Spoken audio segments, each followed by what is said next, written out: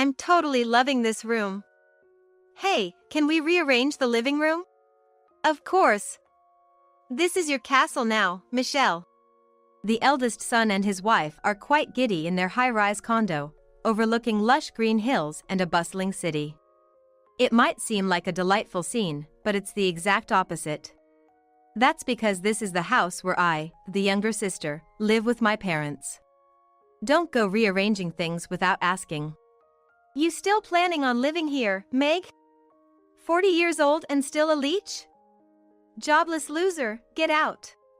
I looked to my father for support, expecting him to scold my eldest brother and his wife. But instead, man, I'd love to live with a young wife too. In that moment, something snapped inside me. I was done.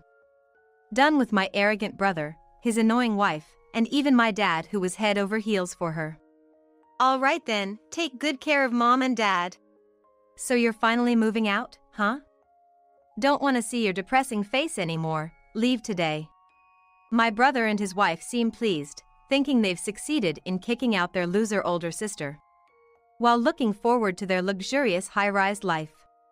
Little do they know what difficulties lie ahead. My name is Meg Roberts.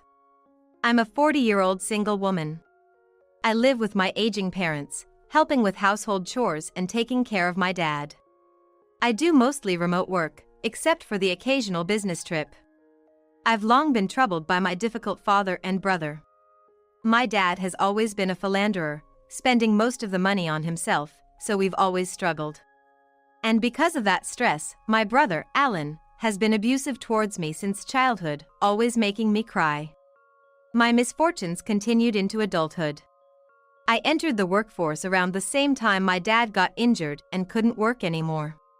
Bad things happen in threes, and just around then, Alan stole our savings and vanished. My already frail mom had to work multiple part-time jobs while taking care of dad, so I stepped up to help. Nights when I couldn't make it home from work, I'd stay overnight at the office, and then rush home to assist in caregiving.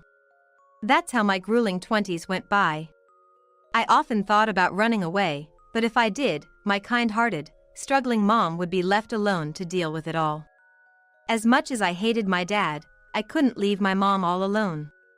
In my mid-30s, my income finally started to stabilize, giving me some financial and emotional breathing room. About a year ago, during a business trip to Idaho, I stumbled upon a wonderful new high-rise. It was a modest 12-story building, but well located near the station and a supermarket, with a senior day care center and senior salon on the first floor. The building had excellent amenities like a gym and a spa. It was an ideal place to live for the long term. The view was also great, and for $500,000, you could get an apartment on one of the higher floors with a stunning view of the natural landscape. At the time, our old single-story house back in the New York metropolitan area was falling apart due to neglect over the years. I suggested moving to my mom, and she readily agreed. My dad was initially against it, but when he found out the high-rise was near a famous tourist attraction, he changed his mind. Probably just wanted to brag to his friends. We took the plunge and moved, and our new life started off well. We signed up for day services, became acquainted with the neighbors, and even participated in local festivals. The busy yet fulfilling year went by quickly. My dad goes to the Senior Day Care Center on the first floor 3 times a week. It's a facility that frequently organizes recreational activities, and the staff take him to hot springs and tourist spots. He keeps sending bragging postcards to relatives and acquaintances. It's a bit annoying that he's spreading the word as if he bought the high-rise condo with his own money, but since it doesn't cause any real harm, I let it be. My mom is making new friends at a senior salon and participating in community events and volunteering, which seems to be fun for her. It was also an ideal environment for me to work, and it seemed like I had finally achieved a calm and ideal life. However, the peace that had finally come to me was about to be shattered again. Alan suddenly appeared at the entrance of the high-rise condo with Michelle, the woman he had an affair with and stole from her husband. That day, the ominous sound of the intercom echoed. When I saw the figure on the intercom camera, my heart froze. "Hey, I heard from a friend that you moved. Dad, that's amazing. Where did you get the money to buy such an apartment? It was Alan, my older brother, who had been out of touch no matter how many times I tried to contact him. Alan, with the top 2 buttons of his aloha shirt undone, sunglasses on, and speaking in a thuggish tone. I asked him coldly what he wanted. What do you want? Oh, it's you, Meg. I heard from a buddy that you quit your job years ago and hardly ever leave the house now, huh? Being an old unemployed loser, that's pathetic. I still couldn't forgive this brother of mine. Because of this man, my mother and I had a tough time. However, if Alan had shown any signs of remorse, I would have been able to let bygones be bygones and treat him kindly. Instead, Alan mocked me, whom he should have troubled. I became even more resolute. If you have no business here, please leave. What? I came all the way here to introduce you to my wife. Open up. Sure enough, there was a woman standing next to Alan. Honestly, I had a bad feeling about it, so I was reluctant. However, my mother said, I don't know when we'll see him next, so I want to meet her, so I reluctantly unlocked the entrance. To my mother, he must still be her beloved son, no matter what. Alan, who barged into the room, sat down heavily on the sofa as if he had forgotten about the money he had embezzled when he was young. When did you get married? Today. When Alan embraced his wife, Michelle, she boldly intertwined her arms. In front of her husband's family for the first time, doesn't she feel embarrassed or think she should be polite? But there was something more concerning. Michelle, you've only been divorced for 6 months? Yeah. I took her away from her boring ex-husband, who only had being serious going for him. Alan fought against the company to steal me away and escape. It was so cool. Michelle, who said she was 30 years old, had a face appropriate for her age, but her hairstyle and fashion were like a college student's. Moreover, she moved her body excessively and spoke in a high-pitched voice. I felt a strong aversion towards the two of them as they openly and glamorously talked about the fact that Alan lost his job due to the affair, without even trying to hide or downplay it. However, my father, who was there, was leering at Michelle with a lecherous gaze. Michelle doesn't look 30 at all. She looks so youthful, almost like she's still in her teens, doesn't she? Ah, I'm so happy to hear that. Hearing Michelle's flirtatious voice, a cold wind blew through my heart. My mother was also stiffening her expression next to me. This high-rise condo is very nice, but, Mr. Roberts, did you take on a loan at your age? My father answered Michelle's intrusive question with pride. I paid in full, so I only have to pay $100 for the management fee each month. So financially stable. I couldn't take it anymore. I wanted them to leave as soon as possible, so I asked Alan. When do you plan to go home?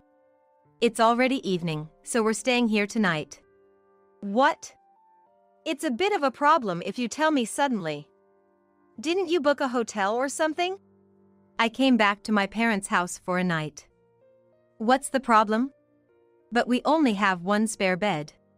Then, Michelle blushed and wiggled as she said, I'm fine sharing a bed with Alan. Actually, I prefer that. Feeling nauseous, I took out my smartphone and immediately booked a nearby hotel. Please leave now. Alan was reluctant and grumbling, but my mother quickly handed him some cash. Stay at a hotel with this. Don't bother Meg. Then, Alan left satisfied, taking Michelle with him. Meg, I made you feel bad because I said I wanted to see Alan. I'm sorry. It's okay. It's not your fault, Mom. It's only natural for a parent to want to see their child after not hearing from them for years.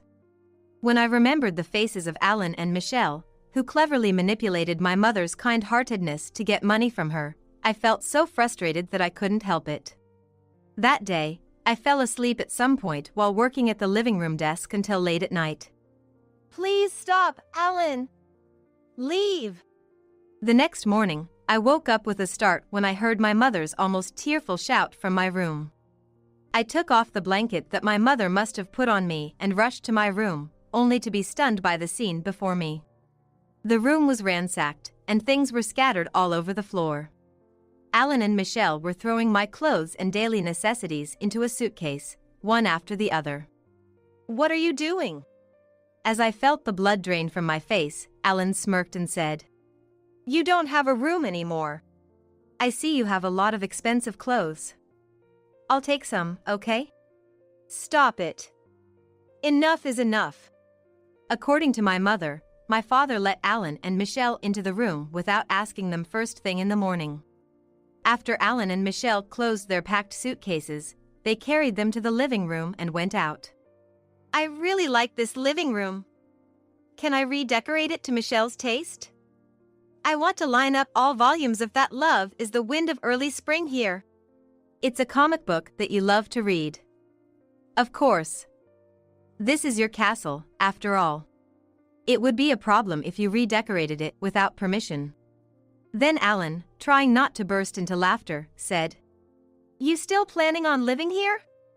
You're 40 and still want to leech off us? Unemployed losers should get out." He really intends to kick me out. I knew Alan was a terrible person, but I never imagined he could be this bad. "It's embarrassing as a human being to act like your father-in-law's condo is yours." "What are both of you talking about?" "Meg is." Alan brushed off my mother, who was trying to defend me. "Can you be quiet, Mom? You're the one who raised a 40-year-old woman still living with her parent." It was bad enough that he was mocking me, but to hurl such abusive language at my mother was unacceptable. I was trembling with anger but swallowed it down. There would be no point in saying anything to such a couple. They had been looking down on me from the start. I looked at my father for help. His wife and daughter had been insulted to this extent. Surely he would scold Alan, wouldn't he? However, I kinda want to live with a young wife too. My father said such a carefree thing. At that moment, the tension in my heart snapped. I was fed up with my arrogant eldest son, his silly wife, and my father who was smitten with his daughter-in-law. "Well, take care of yourselves then." "Finally decided to leave, huh? I don't want to see your gloomy face, so leave today." This couple seemed to be basking in the joy of having driven out his parasite younger sister, who was leeching off their parents. They seemed to be looking forward to a glamorous life in a luxurious high-rise condo, without even dreaming of the hardships that awaited them. Having been kicked out with just one suitcase, I went to the nearest local city and rented a monthly apartment. I contacted my mother and had her send the rest of my belongings there. When I called to thank her for the delivery, my mother was crying, saying she felt pathetic. "Meg, you're the most filial child. And yet, your father and Alan are too cruel. But the most pathetic one is me, who couldn't stop them." Currently, unemployed Alan and Michelle are leisurely job hunting while enjoying their dream life in the high-rise condo. Michelle even says things like, "Since the rent is covered, I can get by with less income, so it's okay for me to be a housewife, right?" "It's not your fault, Mom. Besides, they will be the ones to regret it in the end. Would you be willing to help me with what I'm going to do from now on?" After listening carefully to the plan I laid out, my mother said this. "If that happens, Alan and Michelle and your dad will be in a lot of trouble. But I think those three deserve it. I will cooperate." "Thank you, Mom. I'll send some documents over. Make sure to get a signature from Alan at the right time and send it back." "Understood." About a month later, Alan, who had been silent until then, suddenly contacted. "Hey, a rent demand letter came. What does it mean to pay $1,000 in rent?" When I questioned Dad, he said you bought the house. Were you deceiving me?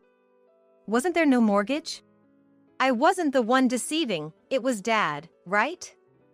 As you already know, that room is in my name, and since I paid in full, I don't have a mortgage. Then why do I have to pay the rent? I sighed. Alan had accused me of leeching off our parents. But who was really trying to leech off someone else? There's no way he could live in the house of the sister he forcibly kicked out for free. It seemed like a massive boomerang. You're living there now, right? Since you're borrowing it from me, it's only natural to pay rent. You did agree to it, right? Huh? I don't remember agreeing to anything. Oh, that's strange. I have the original lease agreement here.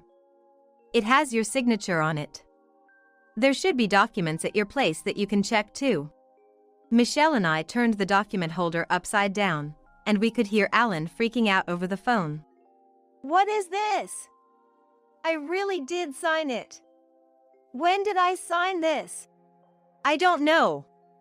Oh, I remember now, Mom gave it to me to sign. Huh?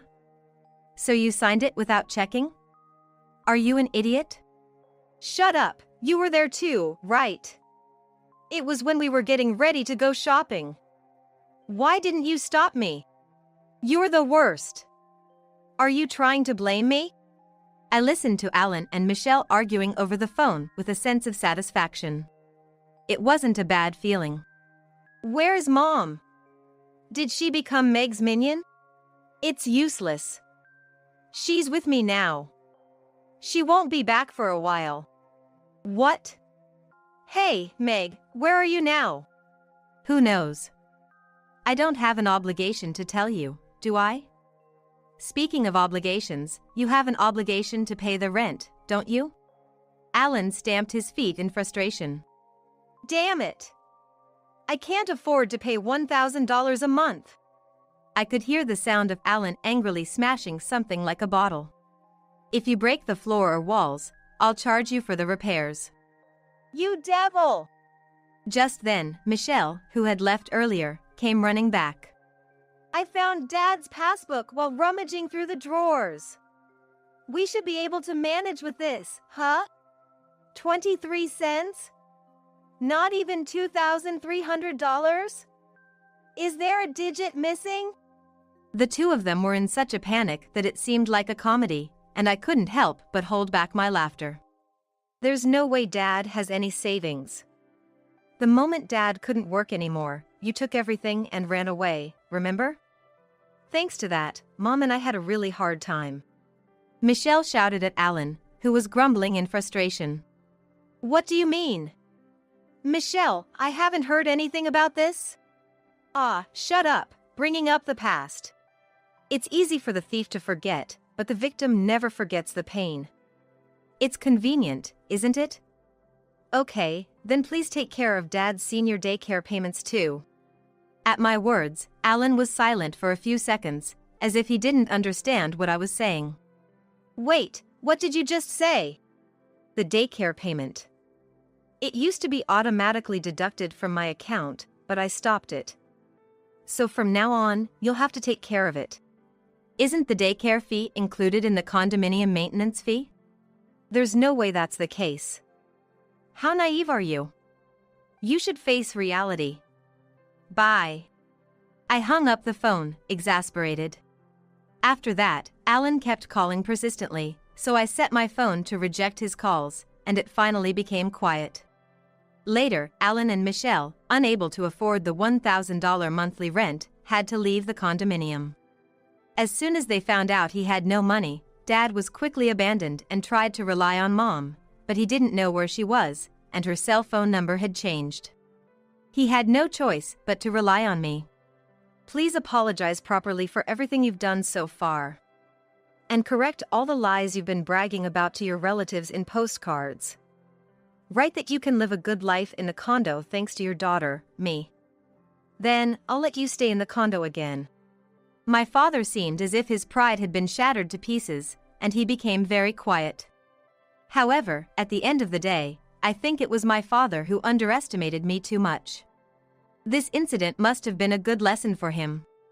When I returned to my condo and took a breather, the ominous chime rang again. When I checked through the video intercom, there stood Michelle, unbelievably. Such a jerk, that man.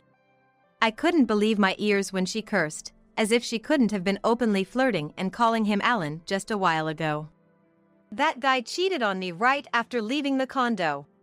From what I gathered from Michelle's story, after leaving the condo, Alan and Michelle moved to the city, saying that condo was too rural. From now on, we will live a sophisticated city life. It was a classic case of sour grapes.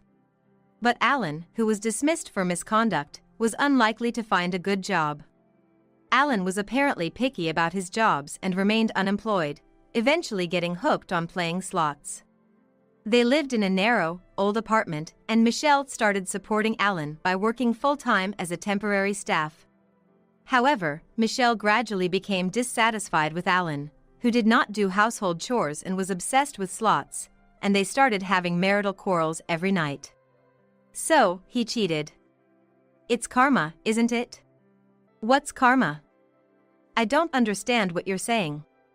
I started to feel a bit sorry for Michelle. You're pretty stupid and terrible too, but my brother is even worse. What a pity. But, I regretted sympathizing with her even for a moment after hearing her next words. So, you have money, right? Pay the alimony instead. After all, it's your fault for kicking us out. The conversation was so abrupt that I didn't understand what she was saying at first. As I gradually absorbed the situation, I was dumbfounded and firmly refused. There is no reason for me to take on the alimony, and if we go back to the root cause, you guys were the ones illegally occupying my house. When Michelle started yelling again, a serious-looking man in a suit and glasses appeared behind her and looked into the intercom camera. Excuse me, I came to pick up the latest manuscript of that wind. Michelle was startled and glared at the man. Who are you? Oh, I'm sorry for not introducing myself. I am Jeff, the editor in charge of Mississippi Roberts. Today, I came to pick up the manuscript of the manga that Love is the Wind of Early Spring. After a brief pause, Michelle started screaming hysterically. What do you mean? Why is the editor of Michelle's Bible, That Wind, coming to this woman's house to pick up the manuscript? Huh? Don't tell me, huh? It is exactly what you are thinking. I revealed the truth while finding the situation amusing inside. The author of the shoujo manga That Love is the Wind of Early Spring, abbreviated as That Wind, which you have collected all volumes of, is me. It took a long time to gain recognition, but thanks to this work, which I started serializing about 5 years ago, becoming a big hit, I became known as a late-blooming manga artist. And finally, I was able to earn enough money to buy the condo. So, That Wind is a very important work for me. Michelle was speechless at first, then started to tremble gradually. So, some of the money I was happily spending to buy the latest volumes flowed to you as royalties. And all those heart-throbbing scenes were drawn by you, and I was being manipulated. It was understandable that Michelle was confused, as the author of the comic book she revered as a Bible was the sister of the man she was currently hating. Michelle seemed to be filled with anger and shame, screamed "Gah!" and ran outside. And she never came back again. Later, I heard that Michelle and Alan got divorced. It seems that the person Alan had an affair with dumped him as soon as she found out he was an unemployed gambling addict. Now, I heard through the grapevine that Alan is making ends meet by working a live-in job. It seems to be a manual labor job that he used to be picky about and avoid. Since Alan has not contacted me, I do not intend to contact him either.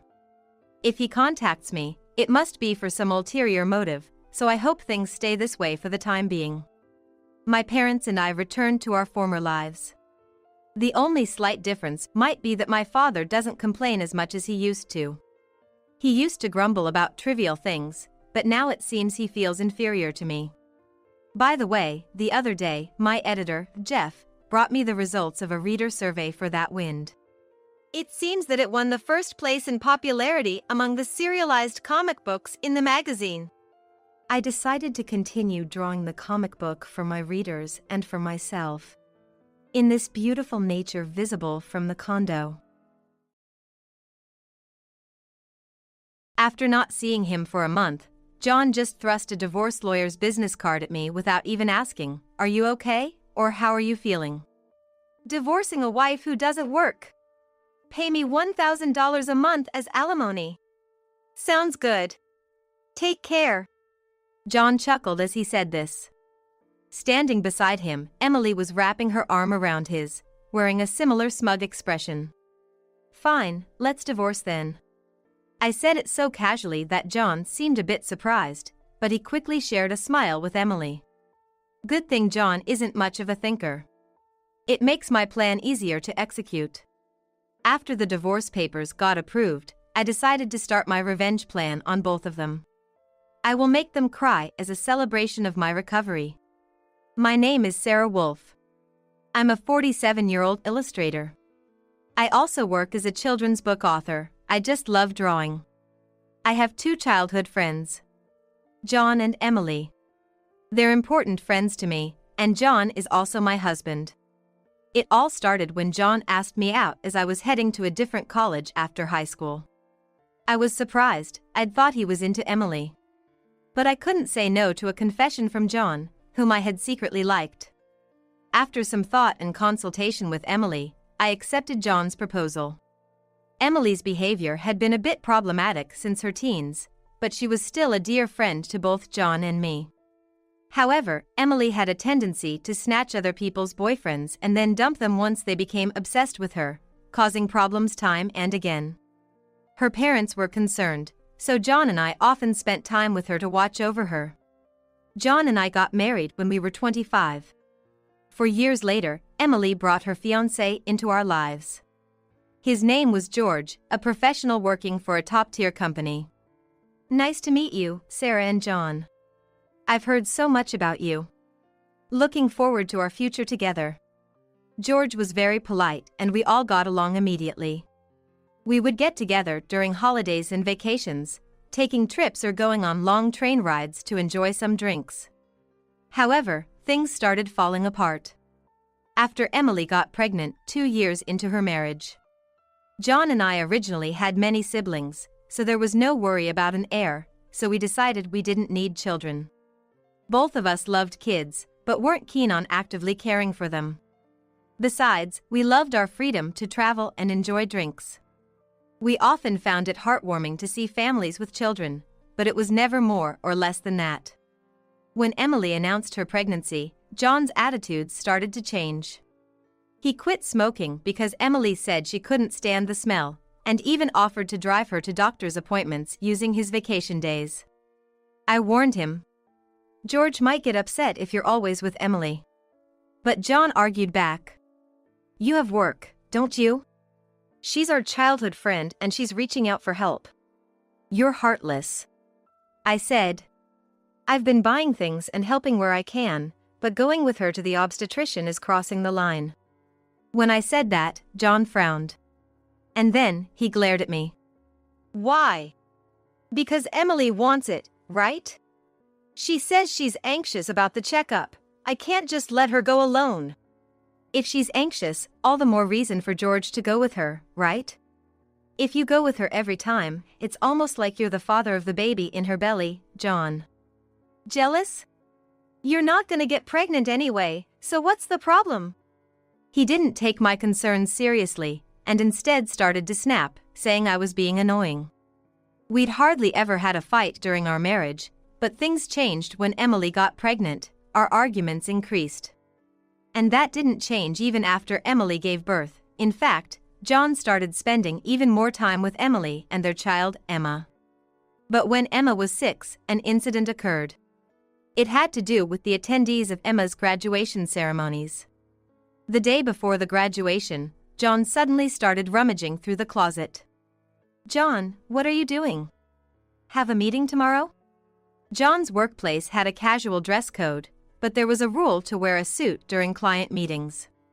So, he always kept a few suits ready, but they were all thrown on the bed now.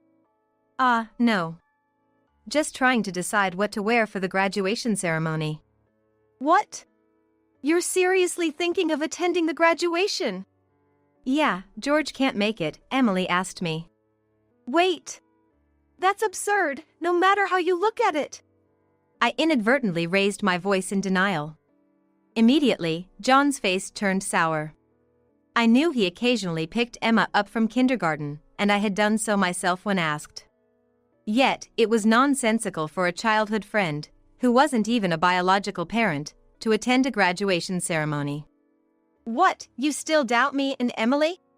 I'm disappointed that you can't even help out. That's not the point. Anyway, I'm attending the graduation tomorrow, so iron a shirt properly. John said that and abruptly ended the conversation, leaving me behind and going to the bedroom. I had no choice but to call Emily. Hello, Emily? About tomorrow. Sorry about tomorrow. I'm borrowing John. But, won't George be upset about the graduation attendance? Sarah, what are you talking about? Obviously, I haven't told George that the graduation is tomorrow. I'll tell him after the ceremony. I was shocked to learn that George didn't know about the graduation schedule. Upon further questioning, it seemed that Emily hadn't informed George about any of the kindergarten events so far, and John had been acting as the father at the kindergarten, which made me dizzy with its selfishness. Wait a minute, Emily, isn't that extremely unreasonable? It's disrespectful to George, and just because he's a childhood friend. What's wrong? Sarah, you're scary. Well, see you tomorrow. Wait, Emily. I was trembling with anger at Emily, who unilaterally hung up the phone. Still, in the end, I ironed a shirt, prepared a tie, and the next morning, saw John off to Emma's graduation ceremony. Since then, Emily and John started going out more frequently, from once a month to once a week, and then to 3 times a week. Eventually, even George seemed to have some suspicions, and one day, while John and Emily were out, he visited our house alone. I'm sorry for visiting you late at night. There's something that's been bothering me. Is it about the two of them? Yes, I would like you to take a look at this. George showed me the GPS history he had installed in Emily's car. It showed that she had been staying at a hotel 3 times a week. All of those days, she was out with John, and just by looking at George's face, I understood what that meant. What do you want to do, George? I want to take revenge on those two. Me too. I can't forgive them for betraying us after all this time. We started planning our revenge on them secretly. First, I started by increasing my income.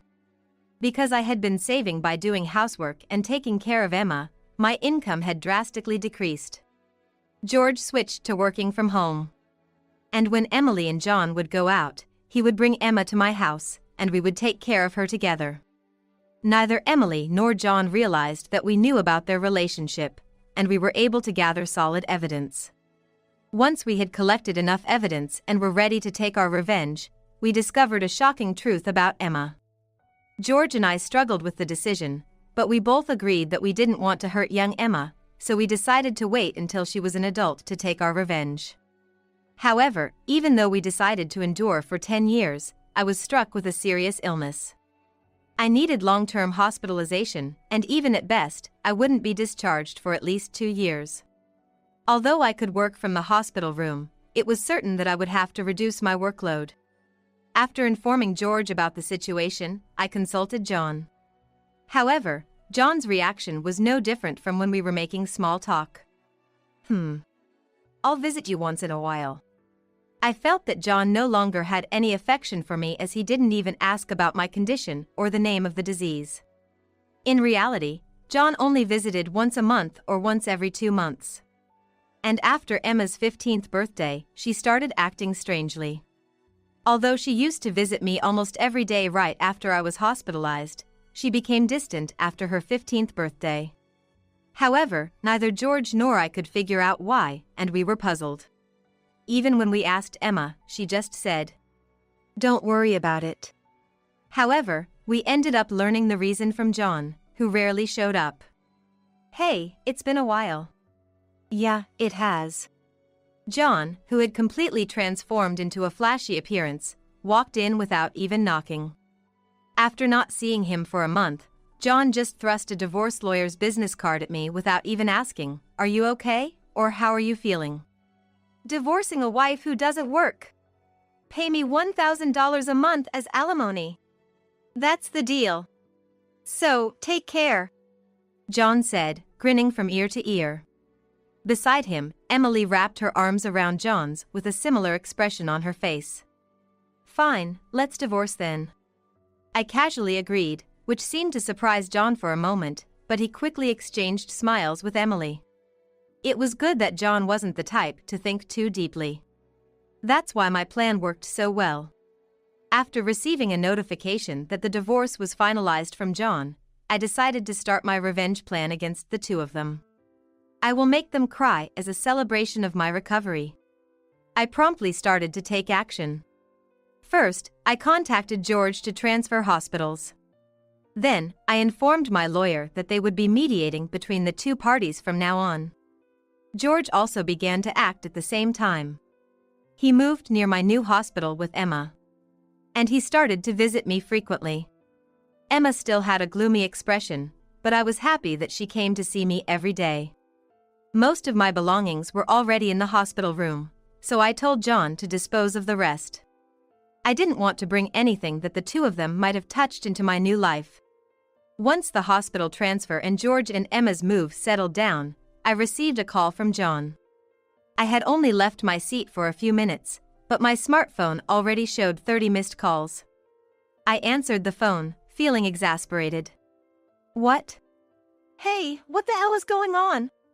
I could hear the voice of a troubled real estate agent behind John's panicked voice. I also heard Emily yelling, which made me feel sick. What do you mean, what's going on? It's obviously about the house. Why do we have to move out? John shouted at me as if it wasn't his fault at all. I replied to him coolly. Obviously, because that's my house. Huh? John seemed to have completely forgotten, but the truth was, the house we lived in was a room I rented as a workspace when I started to make a living as a freelancer. At that time, I didn't have enough income to maintain two houses, and John didn't have enough income to live alone. So, he ended up moving into my place. Therefore, John had never paid the rent or utility bills for that room.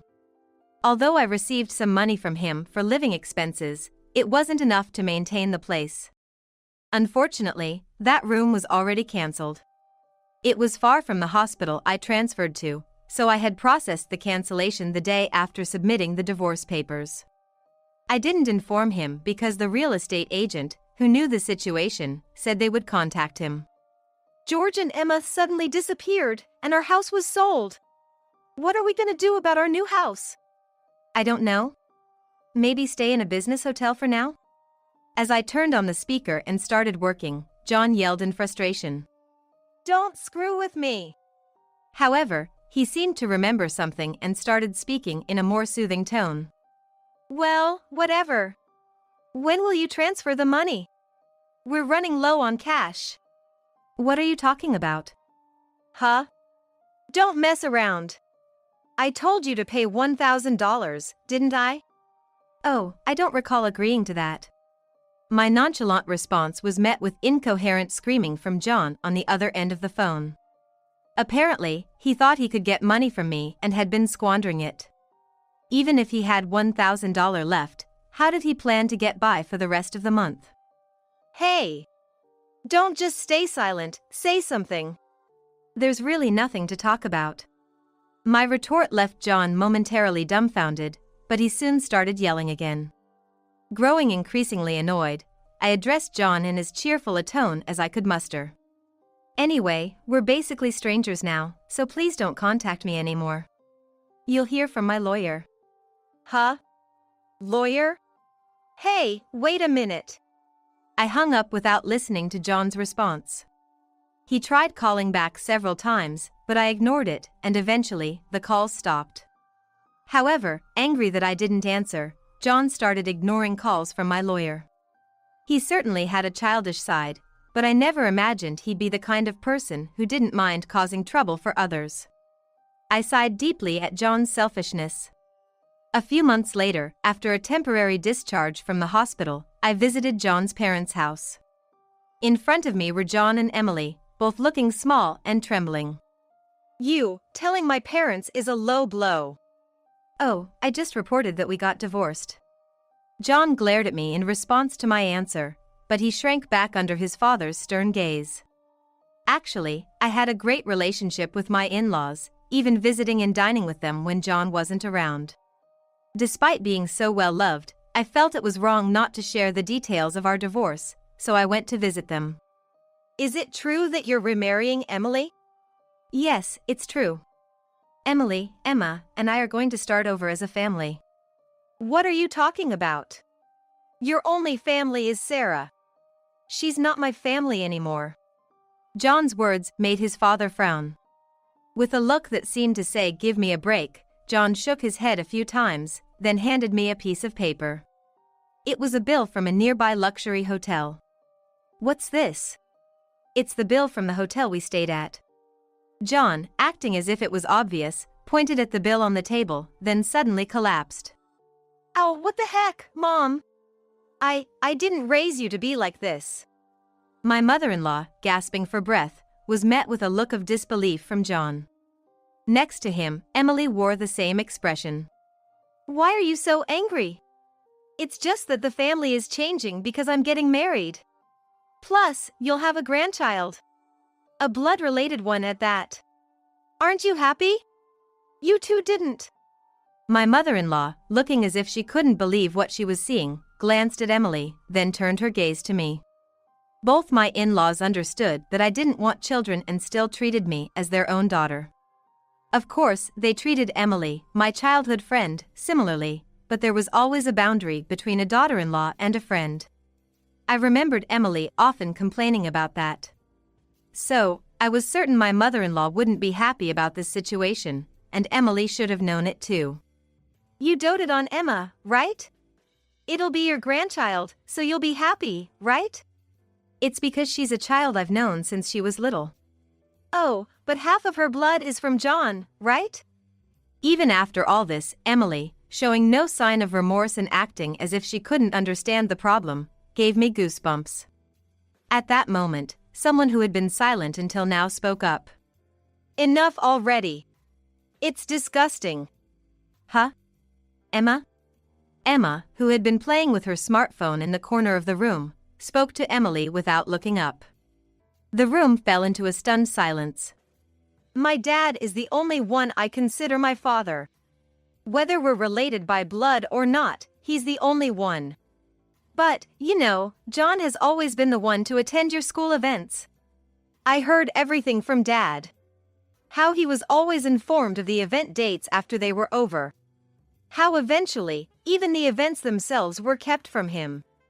But Dad always said I was his daughter. So, I am his daughter, and I will never be yours." Emma glared at Emily as she said this. Then, sitting beside me, she switched to a more concerned tone. "You know, when I found out about this, I thought you would hate me. But Dad said that wasn't the case, so I came here today. Emma, I love you so much. You were so kind to visit me every day while I was in the hospital. I was really happy." "Sarah!" Emma, perhaps relieved of her anxiety, teared up and hugged me tightly. It might indeed be a child resulting from an affair between John and Emily. Yet, it's a child I've taken care of for 15 years, there's no way I don't have affection for her. Speaking of which, Emily, weren't you curious why I wasn't surprised when I found out Emma is John's daughter? Ah. Emily looked startled. Before she could speak, a new person entered the room. "We knew from the start. 10 years ago, actually." "George!" Emily started to panic when George suddenly appeared. Understandably so, as she had recently unilaterally demanded a divorce, citing irreconcilable differences. "I was shocked when you mentioned divorce. Oh, and unfortunately, you're not divorced yet. The divorce papers are still here. Didn't you notice?" "What?" I figured it wasn't in Emily and John's nature to confirm things, but I couldn't help but be stunned that Emily, despite the 100-day waiting period for women to remarry, hadn't noticed for months. "So, Emily is still my wife, and Emma is still my daughter. Well, soon there won't be a wife, though." "Wait, what do you mean?" "A 15-year-old can choose their parent." "That's not true. Emma wants to be with Mom, right?" Emily said that and looked at Emma. Emma frowned at Emily and held my hand.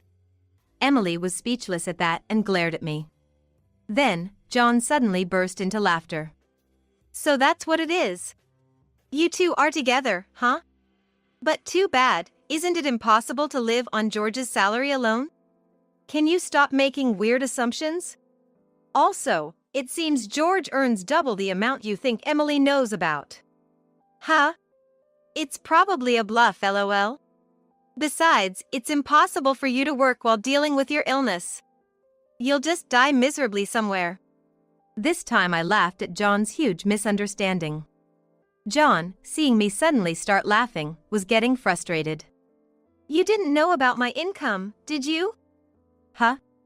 It's probably just a bit more than a part-time job. No, it's different. My annual income is $500,000. Huh? John's eyes and mouth were wide open in shock. Emily was also stunned. In fact, over the past 10 years, I had become a popular children's book author, and my income had skyrocketed from essays, interviews, and the like. Moreover, a film adaptation is planned soon, so my income is skyrocketing. Liar! Oh, do you want to see this? I said that and showed Emily my bank account screen. It clearly showed a large amount of money being deposited every month, and Emily was at a loss for words when she saw it. Sarah, let's, make up. Huh? What are you saying? Emily was furious at John's words, blinded by the money. I watched them blankly and then opened my mouth. Well, if you want to get married, feel free. Oh, and I'll definitely take the compensation for damages. Sarah, wait, Sarah. Ignoring John's words, I took Emma's hand. And after saying goodbye to my in-laws, I left their house. John originally worked at my father-in-law's company, but it was revealed that he was lying about going out for sales, and he was fired. My father-in-law planned to forcibly put him on a friend's fishing boat and work him to the bone. Working on a fishing boat was tough for indoor-loving John, and he contacted me several times, but each time I notified my father-in-law, and eventually, the calls stopped.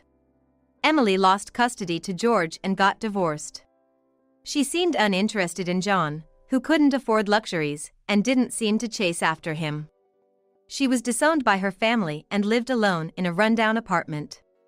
She hadn't worked at all since getting married, and since she had always made others do things for her, she couldn't do anything herself, and there were hardly any places that would hire her as a full-time employee.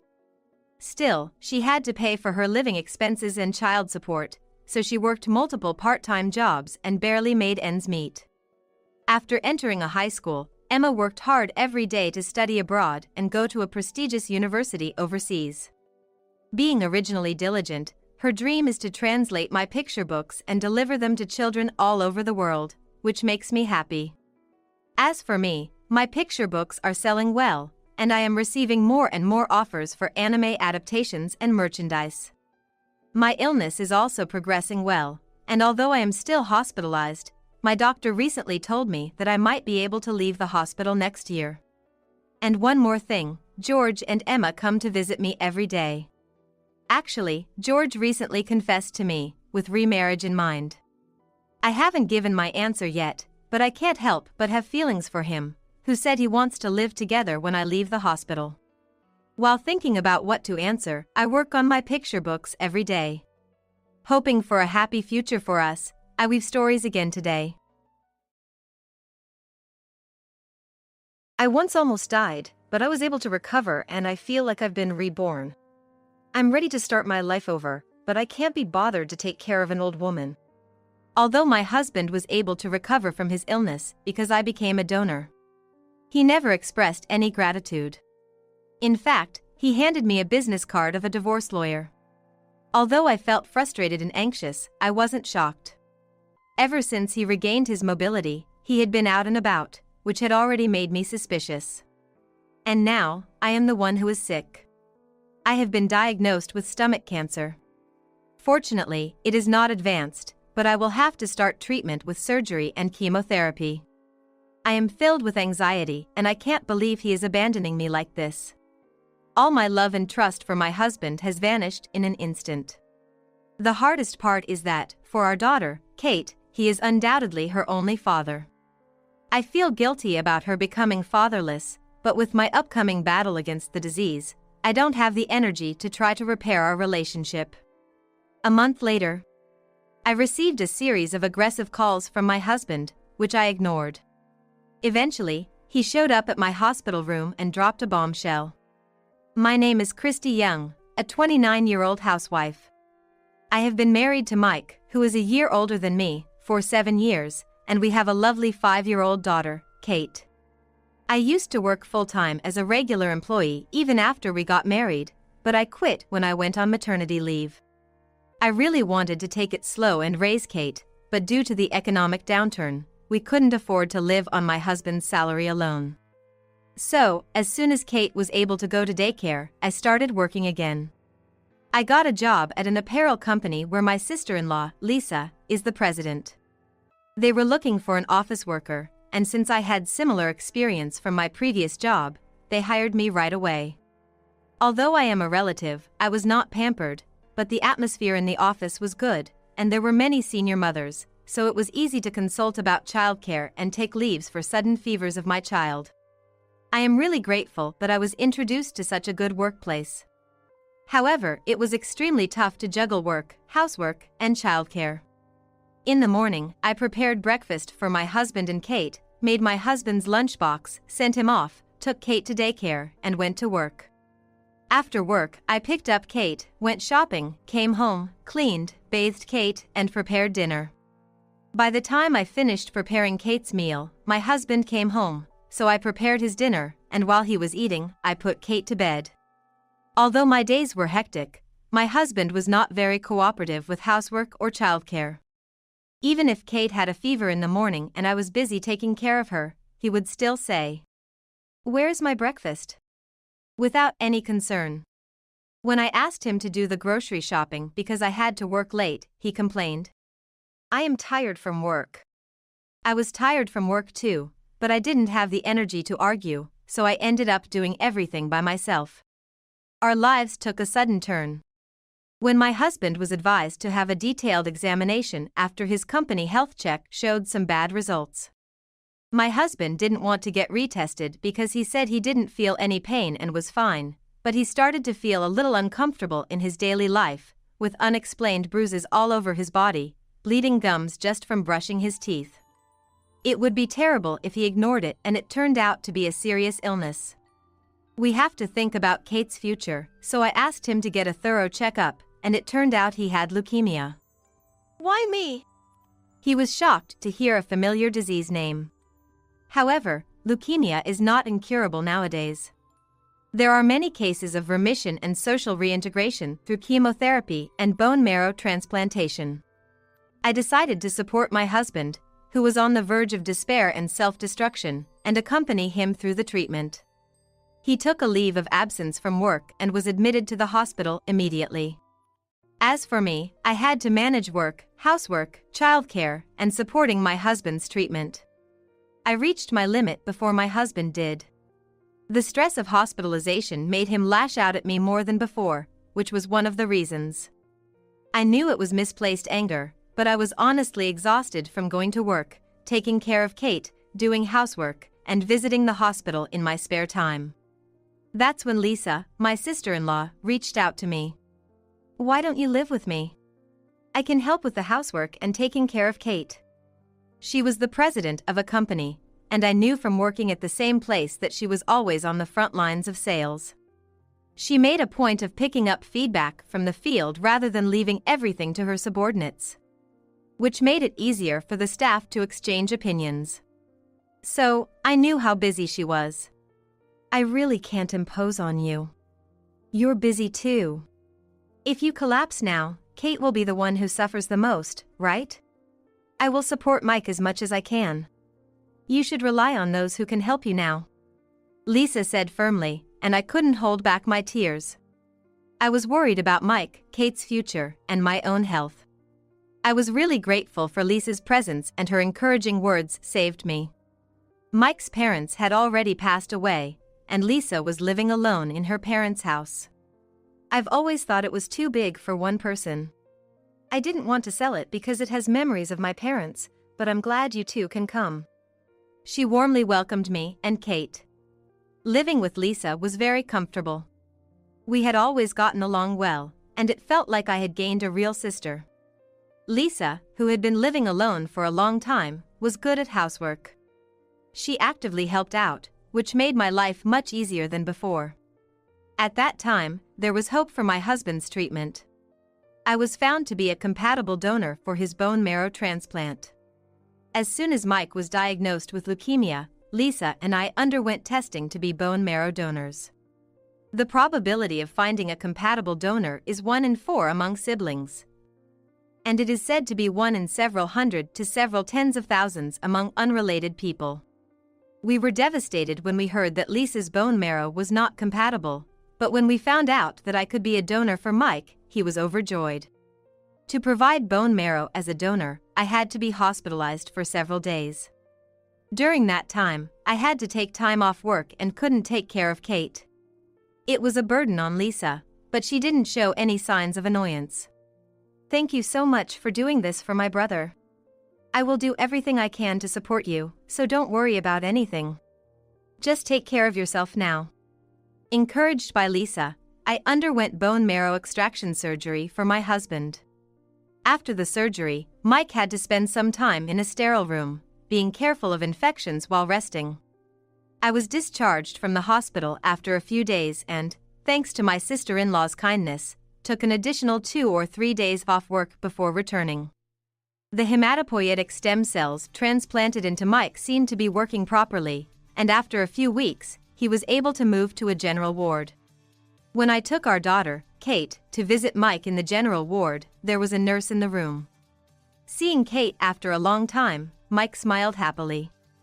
"Mr. Young is recovering well. He is still young and strong, so if he continues to make good progress, I think he can return to work soon. Thank you very much, as always." The nurse smiled and left the room. As she said, Mike's condition stabilized, and he was able to be discharged a few months later. Although he still needed to rest at home, the 4 of us, including Lisa, started living together in the in-laws' house. I had to take on all the responsibilities of work, housework, childcare, and taking care of Mike again, but it was less burdensome thanks to Lisa living with us. Moreover, Lisa is the type of person who can speak her mind clearly to Mike. "You don't have to push yourself too hard, but you should practice doing some housework as part of your rehabilitation." Hearing this, Mike reluctantly started helping with the chores. However, since he was still recovering, I often ended up helping him, and eventually, he stopped doing even the things he could do, knowing that I would come to help if he dawdled. "I still feel sluggish." Using that as an excuse, he wouldn't even try to get up from the sofa. When the doorbell rang while I was preparing dinner, and I asked him to answer it because I couldn't leave what I was doing, he sighed heavily and complained. "They told me to rest, and you're being demanding." I couldn't help but think that it was not too much to ask, but only Mike knew the extent of his pain. So, I believed him and made an effort to move myself, even if it was a bit of a strain. Perhaps because I overexerted myself again, my health started to deteriorate. It became harder to eat, and Lisa started worrying that I might have lost weight. By this time, Mike had almost fully recovered and had returned to work. Even though I no longer had to take care of Mike, the household chores and childcare didn't decrease. Even when I was not feeling well, Mike, who had regained his energy, started going out alone more often on his days off. He didn't seem to notice that I was unwell and didn't offer to help with the chores. When I asked him where he was going and with whom, he got angry and said, "I have a private life too." Eventually, the stress caused my stomach to ache continuously, and Lisa suggested I get a full medical checkup. Since Mike had been seriously ill, I thought it would be better to address any issues early for Kate's sake. As a result, this time I was diagnosed with stomach cancer. Fortunately, the progression seemed to be slow, but still, hospitalization and painful chemotherapy were necessary. At the sudden news of my hospitalization, Kate seemed anxious, but her father was out for the day, and he couldn't comfort her. Instead, my sister-in-law, Lisa, stayed with Kate. To avoid disturbing me while I prepared for the hospital, Lisa took Kate out shopping. While I was silently preparing, my husband, Mike, came home. What's going on? Are you going on a trip or something? I yelled at Mike's carefree demeanor. I have stomach cancer. Stomach cancer. I've been feeling sick lately, so I went for a checkup today. That's the diagnosis. I need to be hospitalized. Hospitalized. What about the house during that time? Are you leaving it to my sister? I was shocked that the first thing he worried about after hearing about my hospitalization was not concern for me. Granted, it's not a matter of life and death because the progression is slow. But still, facing his wife who is about to undergo painful chemotherapy, the first thing he asks about is the house, which I found utterly disappointing. Well, this is just perfect. Huh? Divorce me. What? I was confused and bewildered by the sudden request. I had always supported him devotedly when he was ill. Now that I'm the one who's ill, he turns his back on me. Having nearly died once and being able to recover, I feel reborn. I want to start over, and I don't want to take care of an old woman. Despite my being the donor that allowed Mike to recover, not once did he express gratitude. In fact, he handed me a business card of a divorce lawyer. You don't even wear makeup at home. I can't see you as a woman anymore. Even if you say that, I'm busy with work, housework, and childcare. I don't have time for makeup. That's just an excuse. On top of that, you have cancer now. I can't deal with that. I was bewildered by Mike's angry demands to sign the papers quickly. I was already anxious about the cancer diagnosis. However, despite my frustration and anxiety, I wasn't shocked. Ever since he regained his mobility, Mike had been out and about, and I had been feeling suspicious since then. With this illness, all my love and trust for him vanished. What pained me was that for Kate, he was undeniably her only father. I felt guilty about making her a child of a single parent, but with the battle against cancer ahead, I didn't have the energy to repair my relationship with Mike. Humph. Now we are just strangers. Mike smiled satisfactorily. Hey, is it over? Don't just come in like that. But you're taking too long. Suddenly, an unfamiliar young woman appeared at the entrance. She wore flashy makeup and was dressed in a stylish dress, a beautiful woman. But on closer inspection, her face was familiar. Are you the nurse from the hospital where Mike was admitted? It was hard to tell at first glance because she was in plain clothes, but she was the nurse assigned to my husband's room at some point. Apparently, she seems to have been his mistress. Yes, she is. She supported me devotedly when I was sick. Much more than you ever did. I was dumbfounded by Mike's boastful statement. Supporting a patient devotedly is a fundamental part of a nurse's job. It's frustrating to be compared to her in that regard. Get out of this house right now. This is my family home, after all. And then he said that assertively. Indeed, this is my husband's family home, but it is now under the name of my sister-in-law, Lisa. However, if I divorce Mike, Lisa and I will become strangers. More than parting with Mike, it's sad to be separated from Lisa, who is kind, reliable, and has a good relationship with my daughter, Kate. But there's nothing I can do about it. I packed my suitcase with just the essentials, in addition to preparing for my hospitalization. I no longer have any love for my husband, and I want to get out of this situation as soon as possible. While I was silently preparing, Lisa and Kate, who had gone shopping, came back. We're home. Oh, do we have a guest? Lisa seemed surprised to see an unfamiliar woman, and Kate, clinging to Lisa, seemed to not understand the situation. So, I clearly stated, I am going to divorce Mike. What? Lisa looked as shocked as I felt. Then, as if realizing something, she handed Kate some snacks she had just bought and told her to eat them in the next room. With only adults left, Lisa immediately glared at my husband. What are you thinking? Mike recoiled for a moment when Lisa, not me, confronted him. He's going to divorce me and start a new life with that woman over there. Since you and I will become strangers, he told me to leave. Lisa's eyes widened in disbelief at my words. Christy is having a tough time, and you? How selfish can you be? You're the one who should leave. Never show your face to me again. Lisa firmly told off Mike, who clicked his tongue, snorted, and left the house. The woman glanced down at me, smirked triumphantly, and followed Mike. Christy, I'm really sorry. After the two left, Lisa looked at me apologetically. I felt guilty for making her, who had done nothing wrong, feel that way. Please don't make that face.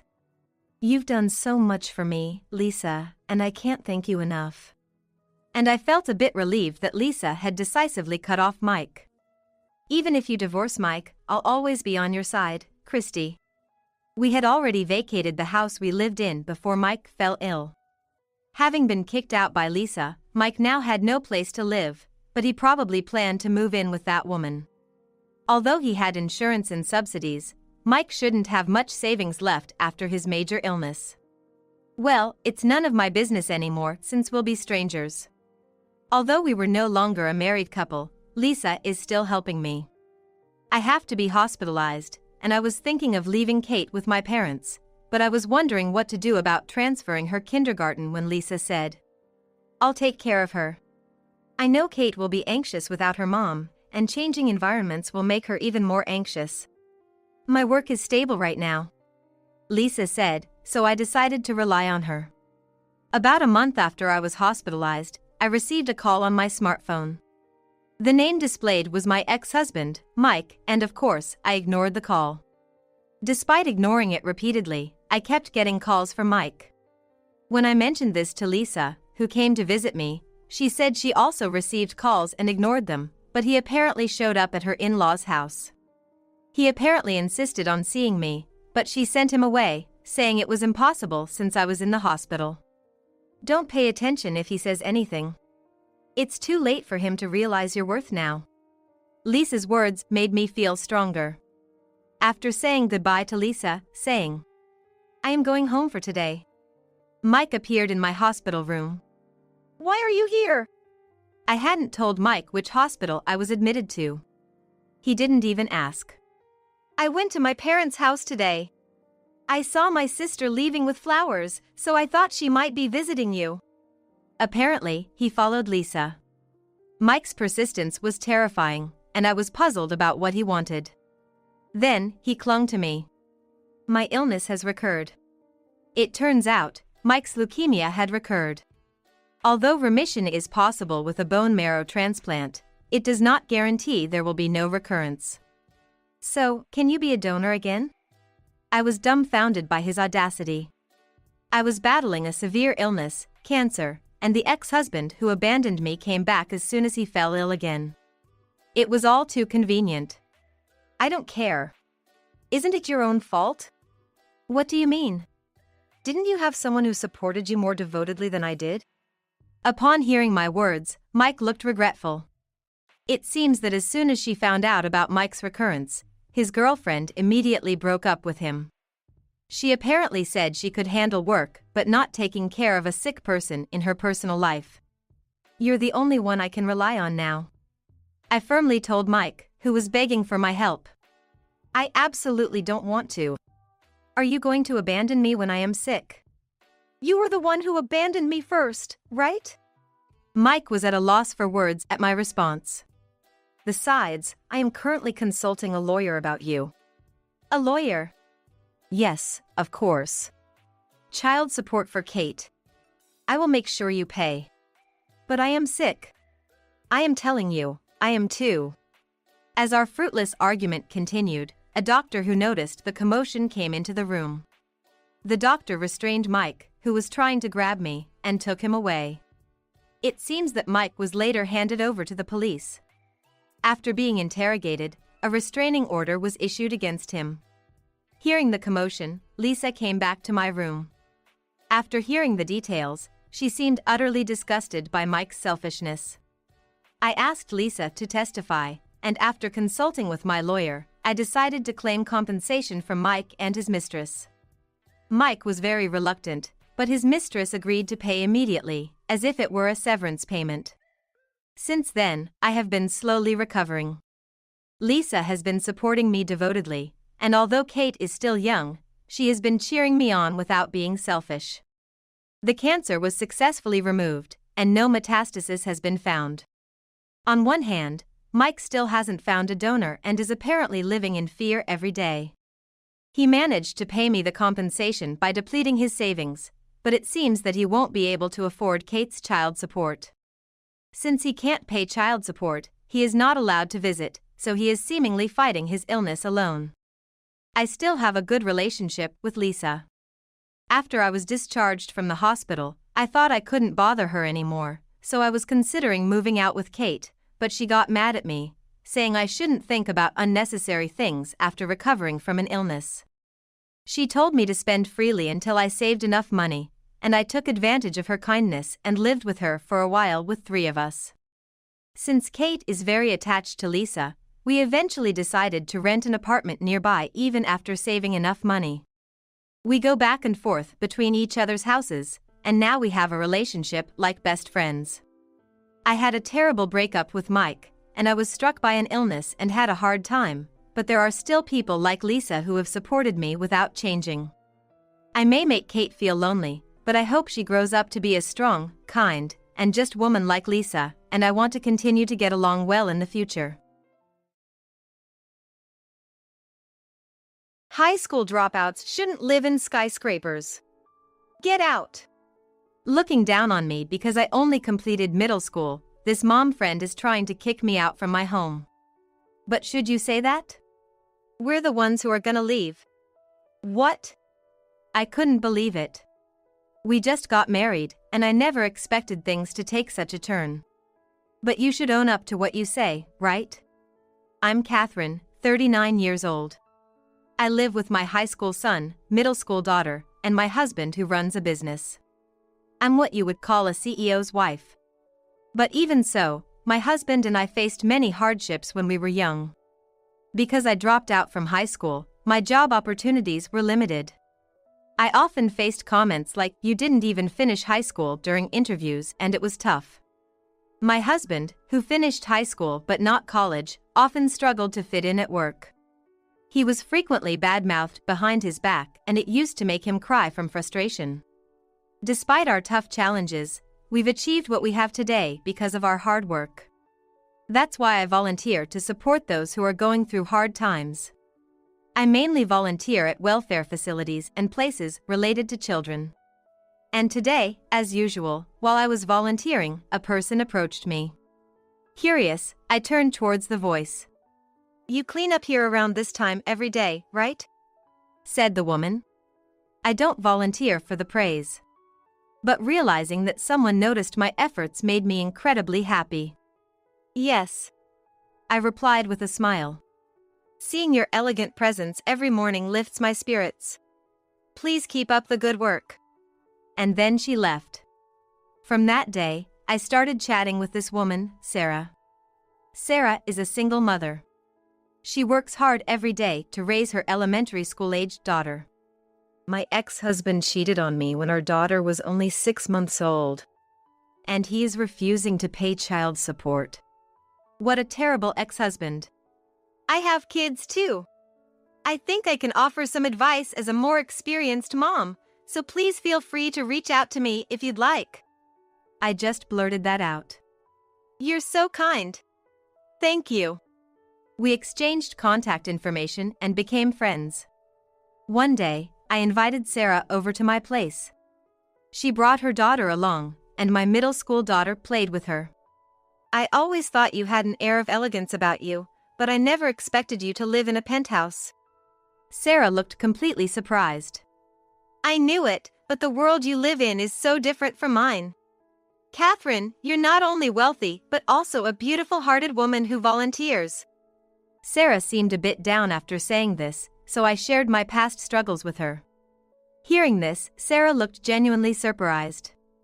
Now I suddenly feel much closer to you. Hearing Sarah's cheerful response, I felt relieved. Plus, I dropped out of high school, and my husband just graduated from high school. We've had our share of challenges. When I mentioned that, Sarah was truly astonished. Why did you drop out of high school? I answered Sarah's question. My father passed away early. We were quite poor. But I had a younger sister and brother, so I started working at local stores like the grocery and liquor stores instead of continuing high school. As I shared my past, Sarah looked astounded. Even I graduated from college. I always thought high school and college were a given. I can't believe Catherine, the wife of a CEO, didn't even finish high school. And that her husband only has a high school degree. Sarah just couldn't wrap her head around it. We're also a single-parent household. I have to make sure my child doesn't end up like Catherine. I understood what she meant. However, I thought she shouldn't have said that in front of me. I tried to change the topic by talking about our children. The conversation eventually shifted, and before we knew it, it was evening. I've been so mentally drained with work, parenting, and chores. This was a refreshing break. Sarah and her daughter left. Despite the awkward moment, I genuinely want to maintain my relationship with Sarah. As I was tidying up, my son and husband came back home.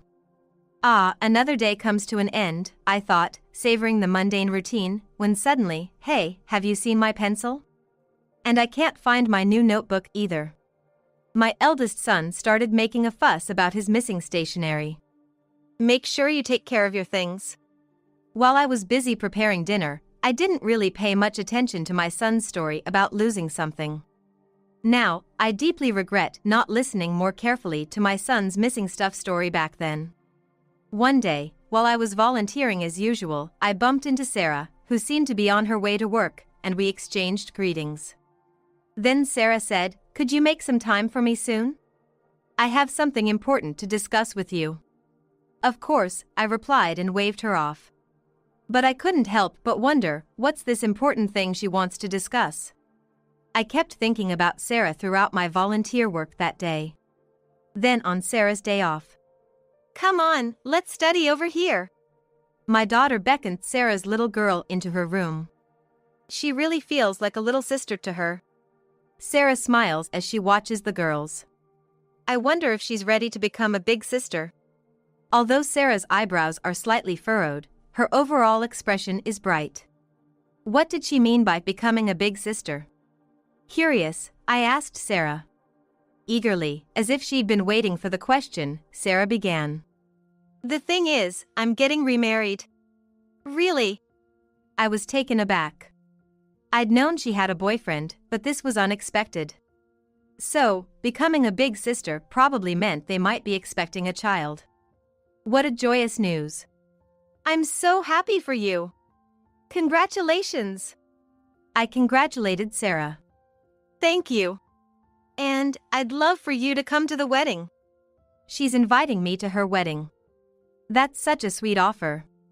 I'd be thrilled if your husband could attend as well. By this time, our families had become close, so Sarah probably invited my husband too. I'll talk to him as soon as he gets home. That day, we were all excited talking about Sarah's upcoming wedding and her baby on the way. Then Sarah made a surprising remark. You know, my fiancé is quite well off. And guess where we're moving? Right into this skyscraper here. This area is a bit on the rural side. It's the only skyscraper around here. So, I'll get to see you all the time now, Sarah. Imagine that, having a friend living in the same building. How could I not be thrilled? Yes, that's right. But, Sarah's expression remained the same. I'm sorry, I'm feeling a bit nauseous from the morning sickness. May I use your restroom? With that, she headed to the bathroom. I've had 2 kids, so I know how rough morning sickness can be. Probably that is why she couldn't show her excitement earlier. Must be those hormones acting up. I made myself to believe that Sarah's earlier lack of enthusiasm was because of pregnancy-related discomfort. There'd be no other reason for Sarah not to be joyful. I was confident with the trust Sarah had in me. But she's been in the restroom for quite a while now. I hope she's okay. Feeling concerned, I started to head towards the restroom. Oh, I'm sorry for taking so long. As I reached for the living room doorknob, Sarah came back. Are you all right? I approached Sarah, noticing she looked a bit pale. I'm sorry for worrying you. I think I'll head home now. She must have been feeling quite ill. Thanks for sharing the wedding news, even though you're not feeling well. I said my goodbyes as I saw her off. I hope Sarah finds the happiness she deserves. I genuinely wished this from the bottom of my heart. That evening, when my husband and son got home, we discussed Sarah's upcoming wedding, and both of them conveyed their blessings. It was decided all four of us would attend. On the wedding day. Mom! Can't find my favorite handkerchief. Have you seen it? Lately, my son has been making a fuss about missing items. Having recently finished stressful college entrance exams and starting college, he's probably let his guard down. It's 'cause you're so messy that you tend to lose things, I remarked with a hint of exasperation, to which my son made a displeased face. Trying to soothe my son, our family hopped into the car and headed to the wedding venue. But the traffic was terrible, and it seemed we were gonna be late. Even though we left an hour early. Looks like there was a pileup, my husband murmured. I quickly called the wedding venue to notify them about our delay. We arrived way later than planned than we expected. I can't believe we're so late. I feel terrible for Sarah. We all adore Sarah, so with a heavy heart, we proceeded to the venue. The staff informed us, the ceremony will be over in about 10 minutes. It's best you wait outside. Well, there's nothing we can do now. There's gonna be a reception afterwards, right? We'll offer our apologies there. So, we decided to wait for the ceremony to end. Soon enough, guests started pouring out. Huh? Isn't that my sales director? And there's the sales manager. Why do I recognize so many faces? Turned out, a lot of attendees were from my husband's company. What on earth is going on? My family and I were puzzled by my husband's comments. Boss, is that you? Good to see you. I had no idea you'd be here. Upon noticing my husband, several coworkers rushed over to greet him. As he was responding, my phone buzzed. It was a call from Sarah. I immediately answered, ready to apologize. I'm so sorry, Sarah. Before I could say more, Sarah, with a kind tone, said, "It's okay." She continued. I'd like to see you, so I'm coming over to where you are. I've just finished changing my dress. She mentioned that she'd be coming over to us. However, my husband was busy talking to his colleagues, and our kids said they were gonna explore the venue for a bit, looking for Instagrammable spots. So, no one was around me. It's a shame, especially since Sarah is making the effort to come over. Just as I was pondering, a voice called out, "Sorry for the wait."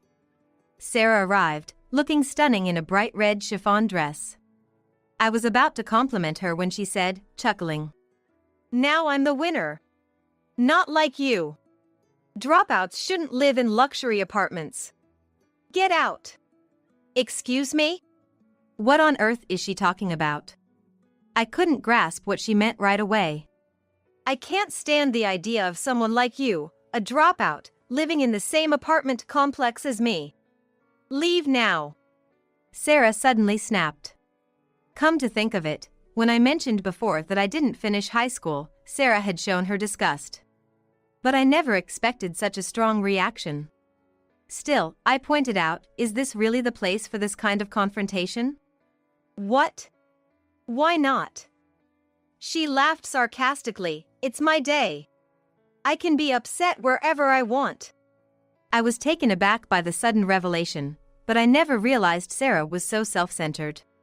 You know, I've always thought it's funny how you, a dropout, do volunteer work. So hypocritical. Who would want someone like you, a dropout, to help them out? Anyone can volunteer, but I can't understand why it's not okay to be a high school dropout. Anyone can volunteer. Education doesn't matter. I coldly said to Sarah. Big deal. Some high school grad buys a skyscraper apartment, yet his wife is a high school dropout. Weird, right? The nearby 5-story apartment seems more fitting for you guys. You should move out soon. Your presence is lowering the value of that fancy apartment. Sarah's loud, mocking laughter drew the attention of the guests attending the wedding. including my husband and kids. Why did you even invite us to your wedding if you were gonna insult us this much? I confronted Sarah with the question that had been bothering me since she started hurling insults. I invited you here to show everyone how dumb you and your husband are, just a high school grad and his wife.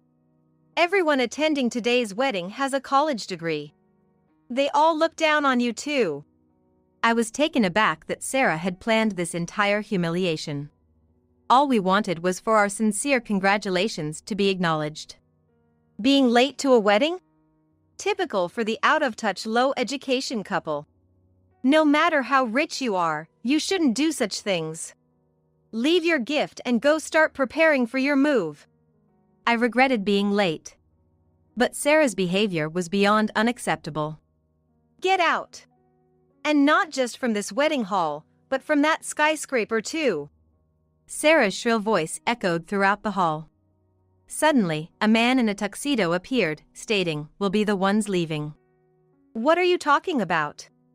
The previously excited Sarah was now calm. That's my company's CEO you're insulting. What's your problem? CEO. Apparently, many of the wedding attendees were employees from my husband's company because the groom was one of his employees. You work at the high school grad CEO's company? A shocked Sarah received a nod from the groom. No way. I can't believe it. Sarah was trembling. Come to think of it, Sarah knew my husband was a CEO but didn't know which company he led. Why? Why didn't you tell me anything? If I'd known from the beginning. If I had known. Now she was getting defensive. Enough's enough. Apologize now and let's get out of here. The groom tried to calm and upset Sarah. I can't believe this. If I had known, I would have kept buttering them up. Darn it. My plan's ruined. Sarah threw a tantrum. Because the bride was in such a state, there was a buzz among the attendees. Suddenly, there was a sharp snap, and a dull sound echoed throughout the already resonant hallway of the wedding venue. The groom had slapped Sarah on the cheek. Sarah, caught off guard, couldn't utter a word. Hey! You disrespect the boss's family and then throw a fit like this? Get a grip. The groom was furious. Yeah, that's right. Even if you're the bride, you can't insult the boss and his family. Yeah, he's right. The husband's co-workers unanimously scolded Sarah. Why? What did I do? What's wrong with mocking a dropout? All of you are just as dumb as this stupid family. Sarah spat out these words and stormed off. Hey! Wait up! The groom chased after Sarah. I followed closely behind. But soon, the groom lost sight of her and looked around frantically. I'm truly sorry. The groom, out of breath, bowed his head in apology. You've done nothing wrong. Together with my husband, we tried to calm the groom down. We continued our search for Sarah. In her bright red dress and being pregnant. She couldn't have gone far. We were certain we'd find her. As we searched, we heard a groaning sound coming from a restroom. Sarah? I called out, and the noise stopped. What? Just a high school dropout, after all. It seemed Sarah hadn't learned her lesson. But there's no point in getting more upset now. Listen, I truly believe that education is essential. Both my husband and I struggled because of our educational backgrounds. But if you don't have the education, you just need to work harder. When I said that, Sarah came out of the bathroom. Work hard? If you don't have an education, you're gonna work hard? So, you're saying that everything will turn out fine in life? Sarah had makeup streaks running down her cheeks. Yes. In many ways, that was the case for my husband and I. And another thing, the willingness to help each other. That's crucial too. When you're in trouble, don't hesitate to talk to someone. When I gently said that, Sarah bit her lip and looked down. I mean, yes, I looked down on you for only completing a middle school education, but the real reason I wanted you to leave that luxury apartment was something else. Huh? Tears filling her eyes, Sarah began to speak haltingly. Actually, from your home, I've been stealing various things. Shockingly, Sarah had been taking things from our house. Things like pencils and toilet paper, even small items like handkerchiefs. Every time she visited, she'd steal something. Apparently, she always had a knack for theft, and it seemed her real reason for divorce was also related to her stealing habits. At first, I approached you, Catherine, because I thought you were an elegant and lovely woman. But when I found out about your education, I got jealous. I thought she's richer than me, so it's okay to steal just a bit. Had my words hit her nerve? Even without being asked, Sarah revealed her true feelings. Even though I was stealing, you and your husband were kind to me. I was filled with guilt. That's why I truly didn't want you to find out. When I decided to live in that luxury apartment, I wished you lived further away. So that's why. Stealing is inexcusable, as is lying and then hurling insults. I really had no intention of forgiving Sarah. But I've been through hard times myself. I've been doing volunteer work for years, wanting to help others. So, I can tell when someone's really struggling. Sarah, you're struggling right now, aren't you? If you could stop your thieving habits, you would, right? I leaned in and asked Sarah, and she burst into tears. Despite everything she had done, as someone who does volunteer work, I couldn't abandon Sarah. I might seem foolish, but merely blaming someone won't help anyone. Shut. Suddenly, Sarah muttered something. Huh? When I asked her to repeat, she yelled. I said shut up. That's why you seem so hypocritical. Just when I thought Sarah had knocked me down, a sharp pain shot through my face. I'm so freaking mad. Normally, when someone realizes their stuff's been stolen, they get mad, right? But what's with you? You're so damn creepy. Sarah cried out in tears. Sarah's tears dropped onto my face. This is all messed up because of you. My wedding, my life. If I'd never met someone like you. If I hadn't met a dropout like you. Sarah continued her rage without trying to stop herself. Stop it. Finally, I managed to grab both of Sarah's wrists and stop her. Enough. Always blaming others like that. I get it, being pregnant can mess up your hormone balance and make you easily upset or teary-eyed. But this is way over the top. I've finally lost my patience. That's why things come back to bite you, because you hurt others without a second thought. Don't you get it yet? But... Sarah seemed like she wanted to say something but couldn't find the...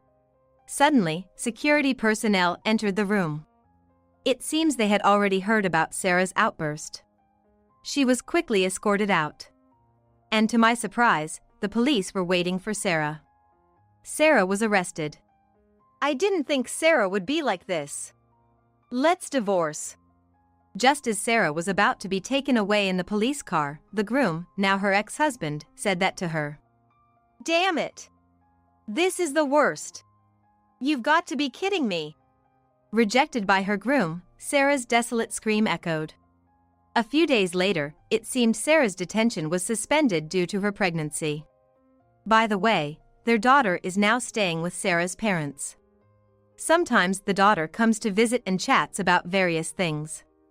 I don't even think of her as my mom. Despite being just a child, she seems to have a strong aversion to Sarah. Even Sarah seems to be deeply affected, reportedly sinking into severe depression. Moreover, Sarah's parents are also so disappointed in her that they are considering cutting ties. Sarah is on the brink of being abandoned by her own family. I wish I could be as strong as Catherine. After giving birth and getting bailed out, Sarah was determined to get proper counseling. However, it's hard to trust someone who lies so effortlessly. As for me, I'm sorry. I really am. I'm deeply apologizing to my son. That incident when he was so upset that he had lost something. I had no idea that Sarah had stolen it and felt remorseful for brushing it off. I told you, I didn't just lose it. Good thing it came back though. My son, still holding a grudge. Who'd have thought Sarah was like that? My daughter was taken aback as she was close with Sarah's daughter. A high school graduate CEO. Huh. I've got a long way to go. My husband, trying to see the bright side for some reason. Our family of 4 will likely face challenges again. But we want to come together and overcome them. I brought something for you. Here it is. I watched closely as Jason handed a cake box to my mother. Jason's forced smile made me feel a bit uneasy. I quietly took the cake box from him. After slightly opening the box and confirming its contents, I threw it into the trash. Hey! What do you think you're doing? Jason and my mother simultaneously looked at me and expressed their anger at what had happened in front of them. What I did? I asked my mother, amazed. Did you see what was inside the cake? My mother began to tremble at the unexpected question, as if she didn't think it was possible. I glared at Jason to confirm if my suspicions were correct. Jason looked frustrated and upset. Just as I thought. I clenched my fist, ready to get back at Jason for what he had done. My name's Jessica Smith. I'm 36 and I work as a caregiver. Work is busy every day, and by the time I get home at night after leaving early in the morning, I'm completely worn out. I knew the job would be physically demanding, but since getting married to Jason a year ago, we hardly see each other. Jason, on his end, works as a long-haul truck driver with irregular hours, adding to our difficulties in finding quality time together. Anyhow, we know we need to address our marital issues soon, but with both of us buried in our jobs, it's been hard to communicate. Our initial meeting was through a mutual friend. I've always been shy when it comes to love. After becoming a caregiver, I often declined invitations to social events after work. I wasn't the type to actively seek out a relationship, and after a long day at work, I just couldn't muster the energy to go out. Most of my peers were desperately looking for partners as they approached the marriageable age. Even if they were tired from work, they'd make the effort to find a romantic partner. While watching my friends passionately tackle their challenges, I, who had been nonchalantly avoiding relationships, suddenly started feeling the pressure after turning 30. Especially as everyone around me began getting married or having children. I can't go on like this. Even if I'm shy when it comes to love, I had always wanted to marry someday. So, I reached out to a friend who once invited me to a singles party, and she introduced me to a man of my age. That was my husband, Jason. Jason was 2 years older than me. He was always calm and composed, so I could sense the maturity that came with his age. What I needed wasn't a fiery romance, but a stable, quiet marital life. I liked him right away. Our interests aligned, and things moved quickly. We started dating and tied the knot a year ago. We began our marital life living with my mother. Without a father, I felt bad about leaving my mother alone after getting married. I thought Jason might object to living with my mother, but he was surprisingly okay with it. Though it took some time, I was able to get married and now live together with my mother. Everything seemed to fall into place and I was at ease, but from there, unexpected developments awaited. Something I couldn't have predicted just after our marriage. Right after Jason and I got married, there was an incident at my workplace. Several employees quit in succession. The reasons people gave for quitting varied widely. Some left to get married, while others wanted a change in career. While they probably didn't consult each other and quit all at once, the end result was that those left behind had to take on twice the amount of work as before. So, I started coming home later than ever before, and our lives became even more out of sync. So, when I left work on time for the first time in a while and sat down at the dinner table with Jason and my mother, I noticed the atmosphere in the house was incredibly tense. Hey, did you take care of that thing we talked about the other day? What thing? You forgot? I told you to open an account at M Bank. Right. I forgot, my apologies. How could you? I told you countless times. It's really thoughtless of you to forget. My mother looked amazed at Jason, sighing heavily. There seemed to be some exchange between them that I wasn't aware of, but Jason had forgotten something my mother had asked him to do. What do you mean by bank? Well, Jessica, you have an account with Bank, right? We never know what the future holds, and I think it would be wise for Jason to have one too, but he just won't listen. I'm really sorry, I truly just forgot. Oh, really? Well, if that's the case, it's fine. Indeed, I have an account with Bank. My mother deposits a small amount into that account every month, thinking of the unforeseen future. Probably, she plans to save for Jason as well. But Jason doesn't seem to get that she's trying to save for him, he just hears it as a demand to open an account. My mother has a bit of a bad habit. She speaks in a curt way, which can come off as cold. Because Jason doesn't get her real intentions, their conversations often miss the mark. That being said, I myself haven't been able to talk properly with my mother lately, so I've often had fights with her. Come on, Jason is busy too. No need to be so hard on him. You always say things so carelessly, not understanding the gravity of what I'm trying to convey. Not only is her tone sharp, but my mother also gets emotional quickly. So at that time too, it seemed that she was angry because her daughter didn't appreciate her kindness. That night in our bedroom, Jason said to me, "Your mom always seems to be nagging me. She gives me these confusing commands. Every day, until you get home, she's like a broken record telling me to get insurance, invest my money, and all that jazz. I'm exhausted from work and I just can't deal with her anymore." My mom had a time in the past when she didn't have money, and she's just worried. Instead of saying that, please just listen to her a bit. Knowing my mother's concerns, I tried to pacify the complaining Jason. On the surface, Jason seems to get along with my mother, but deep down he seemed to resent her. I get where he's coming from. I understand how annoying it can be to have someone go on and on about something you're not interested in, and even more so, how tiring it is to be constantly told what to do. But my mother just wants to ensure that Jason and I won't face financial hardships in the future. I can't stand it anymore. I'll deal with insurance and investments when I feel like it.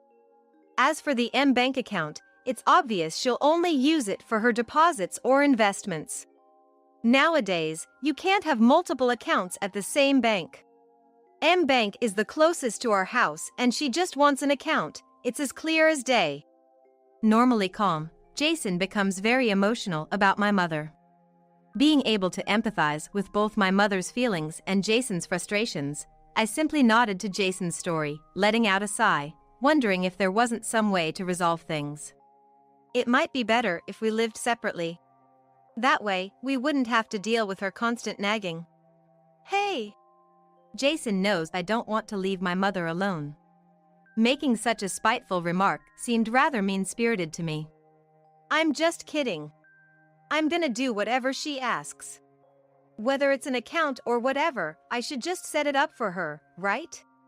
He finally commented in a resigned tone, lying down on the bed in a huff. I didn't have any more to add, feeling uneasy. I just closed my eyes and lay down like Jason. So, after living together, it had been almost a year since the three of us had started living together and our feelings had remained at odds with each other. I feared that our days of discomfort would just continue, but an unexpected incident occurred. Cancer! Yes, it's really frustrating to find out about this at my age. One day, when I returned home a bit earlier than usual, my mother nonchalantly told me she'd been diagnosed with cancer. Jason hadn't returned yet, and it seemed like a good time for her to break the news. Oh no! Is it serious? How advanced is it? It doesn't seem too serious yet, but I'm gonna have surgery soon and will probably be hospitalized for a bit. Can you handle the housework? My mother, more concerned about whether I can do the housework than her own surgery, leaves me wondering if she's being kind or just interfering. Either way, her concern over something so trivial irritated me, somehow. Of course I can manage. How old do you think I am? What's with you? I'm really worried about you. You're crabby. I get it without you saying it every time. I can handle the housework, you just focus on getting better. I don't even know why I'm getting so worked up, but the fact that my mother has cancer seems to have hit me harder than I thought. I just can't be honest with my feeling, and I found myself frustrated again at not being able to offer my mother any comforting words. All right, I get it. Jason would listen without any fuss. My mother doesn't know what Jason really thinks about her behind her back. So, seeing Jason nod on the surface in agreement to her requests, which almost sound like orders, she probably believes that Jason is on her side. While she scolds Jason in a stern tone at times, she doesn't seem to be genuinely mad at him. In reality, Jason always begrudgingly listens to my mother, and he's never seriously paid attention to what she says. I want to tell that to her, but given my current standing, I can't say anything to my mother. Even though I'm truly on my mother's side, not Jason, all I could do was murmur it in my heart. Afterwards, my mother informed Jason that she has cancer and needs surgery. I don't know how Jason reacted, but seeing the peaceful look on my mother's face before she slept, I could tell she was comforted just the right amount. However, as expected, Jason seemed deeply disturbed upon hearing about my mother's illness. How bad is your mother's illness? I'm not sure. All she told me was that it wasn't that bad. Is that so? Jason didn't seem convinced at all and showed a cryptic reaction. With my heart in turmoil, I tried to calm down as I headed to bed. That was the end of our conversation for the day, and Jason and I went to sleep amidst the chilling silence. From that day, even more so than before, I continued living a life without crossing paths with Jason at all. It seems that my mother and Jason rarely see each other. In that case, when on earth does Jason come home? I usually go to bed before Jason returned and start my day either before he wakes up or after he has left. This is exactly what it feels like to live separately within the same house. I was starting to suspect Jason, having no idea what he was thinking. While I continued living a life without crossing paths with Jason, the day of my mother's surgery finally arrived. I wonder if Jason will come. My mother sighed in her hospital room before entering the operating room. Even though Jason won't come, I'm here. Jason. There's no need to prioritize a son-in-law over one's own daughter, especially at a time like this. Having such bitter thoughts, I wonder if I'm a narrow-minded daughter. I kept my surprise hidden and simply cheered my mother on as she headed to the operating room. You got this. The surgery ended roughly 6 hours later. During that time, Jason never showed up. Of course, I had informed him, and he should have known today was the day of my mother's surgery. I just had to assume he was busy with work. The surgery was successful, and the cancer cells in my mother were temporarily removed. She would need to stay hospitalized for a while, but I sincerely hoped she would fully recover. When my mother woke up from the anesthesia, she seemed distracted ever since she was briefed by the doctor. Of course, she was happy about the successful surgery, but she couldn't help but wonder when Jason would come to visit. Don't worry so much. He'll come eventually.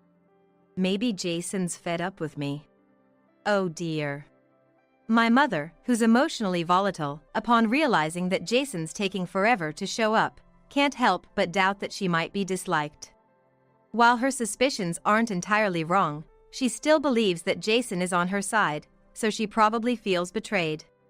While comforting my agitated mother, I listened to her complaints throughout her hospital stay with a heavy heart. A week after the surgery, Jason finally came to visit. It just so happened that I was visiting after work, and I could see my mother's face light up when Jason arrived. Hey, how are you feeling? I thought you'd never come, Jason. My mother's tone made it sound like she had been waiting for a lover, which embarrassed me. I brought something for you. Here it is. I watched closely as Jason handed a cake box to my mother. Jason's forced smile made me feel a bit uneasy. I quietly took the cake box from him. After slightly opening the box and confirming its contents, I threw it into the trash. Hey!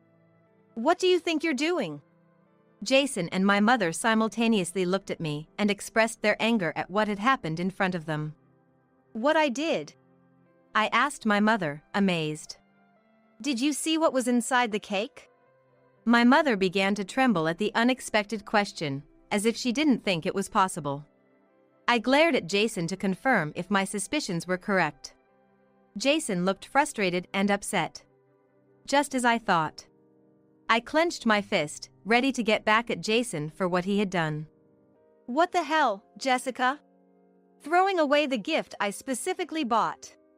Jason immediately adopted an aggressive stance, as if to argue that what he'd done was right. What do you mean?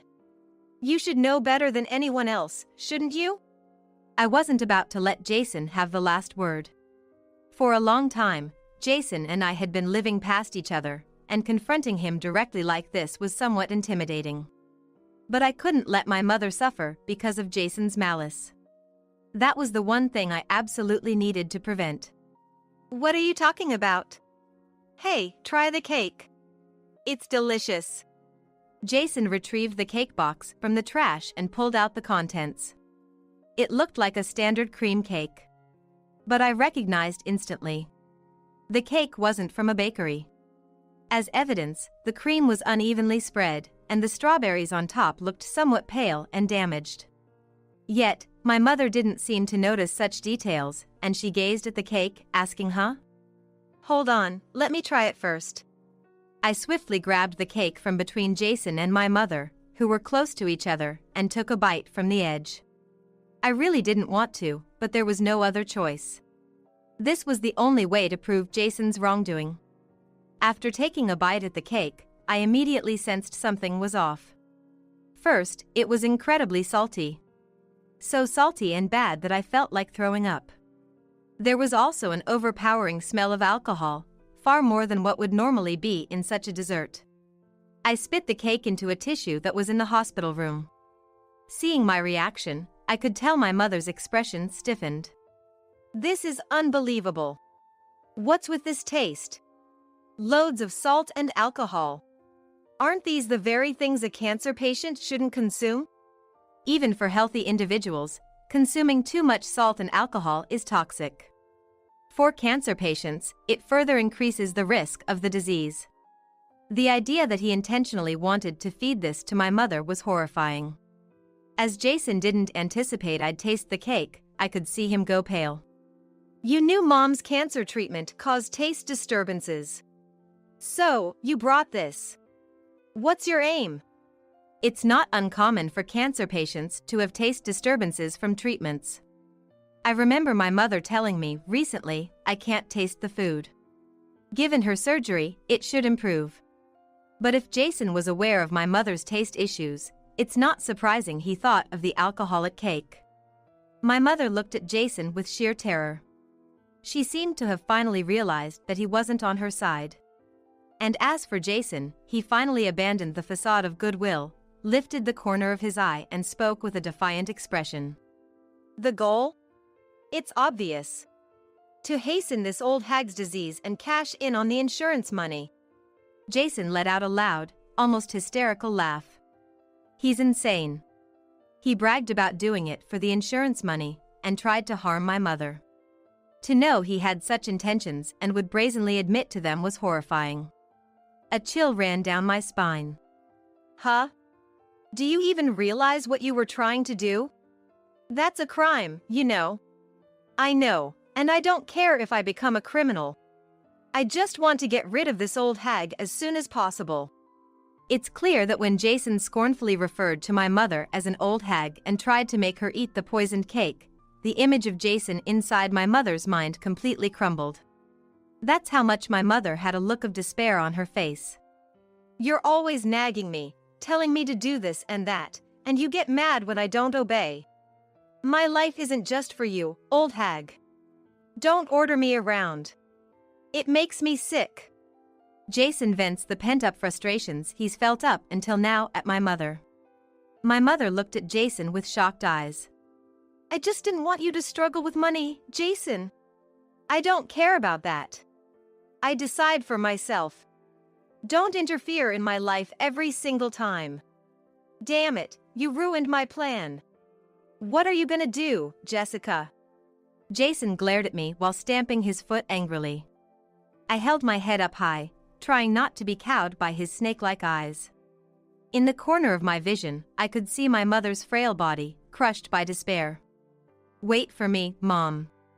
I'll drive this guy away." Sorry to break it to you, but instead of getting insurance money, you're the one who's gonna have to pay alimony. Huh? What the hell are you talking about? Jason laughed scornfully. He still hasn't realized. There's no way I'd confront you like this without any ammunition. I took out a large envelope from my bag and scattered its contents at Jason's feet. Seeing the contents of the envelope, the color drained from Jason's face in an instant. Looks like he recognized them. That makes things easier. These were investigated by a private investigator. I suspected you might be cheating. To my surprise, so much evidence came out so quickly. How's it going with your mistress? What I had laid out in front of Jason were numerous evidences of his affair brought by the investigator. Most of the photos are of him with his mistress. I didn't really want to look directly at the photos, but seeing Jason in them, leering and intertwining his arm with that woman's, fueled my determination. How's it going? What the hell are you talking about? This is so unfair. Realizing he could no longer make excuses with such evidence presented to him, Jason didn't try to dodge the blame. Instead, he lashed out, trying to paint me as the villain. But to me, it just sounded like the whining of a loser. No matter how much Jason shouted, I wasn't scared at all. Unfair? Who's being unfair? Sneaking around cheating on me while pretending to be busy, and then trying to do something terrible to my mom? Unbelievable. I thought you were busy with work, but you were actually busy cheating, weren't you? I feel so stupid for feeling down because we were living separate lives. Reflecting on my life up until now, tears naturally welled up in my eyes. I got married later than everyone else around me, but I was so happy when I married Jason. It saddened me that Jason would speak ill of my mother and that we could no longer hold a conversation together. My pent-up sadness and frustration that I couldn't vent to anyone suddenly exploded. Yet, even seeing me like that, Jason just sneered at me. I don't care about that. I was planning to live happily with Emma after getting a ton of insurance money. But you ruined it, you damn woman. Ignoring my feelings entirely, Jason continued to spew insults. Emma must be the name of his mistress. Doing my best to suppress my trembling body, I tried to retort to Jason. But before I could, my mother spoke up. I've been listening, and Jason, you're unbelievable. Not only for what you tried to do to me, but how can you speak to Jessica like that? It's because of you and your daughter that I've never been happy in my married life. It's your fault. Jason wasn't the calm and cool guy I once thought he was anymore. Distorted with ugliness, his desire to get away from me and my mother was painfully clear. My mother seemed to have finally lost her patience with Jason's incessant ranting. Excuse me? Our fault? Do you have any idea how much we've considered you in our lives? I've been saving money for you every month. Jessica, even when she was super busy, has been juggling work and housework. And yet you trample on our efforts like this? It's unbelievable. I could see the fire in my mother's eyes. Startled by her intensity, Jason took a step back. Shut up! I never asked for any of that. Jason tried to fight back against my mother, but it seemed to have no effect on her. Shut up! Apologize to Jessica. And never come back home. Jessica can be happy without a jerk like you. Hearing my mother shout, Jason finally fled the scene. The evidence of his infidelity remained scattered on the floor. I looked at my mother's face. Breathing heavily, my mother embodied the very image of a noble mother protecting her precious daughter. Mom, thank you. That guy's unbelievable. Jessica, find a better man. You deserve more happiness. I had thought my mother didn't care about me at all. But she stood up for me. She truly cared for me. Realizing that alone brought tears to my eyes, and I sobbed uncontrollably in her chest.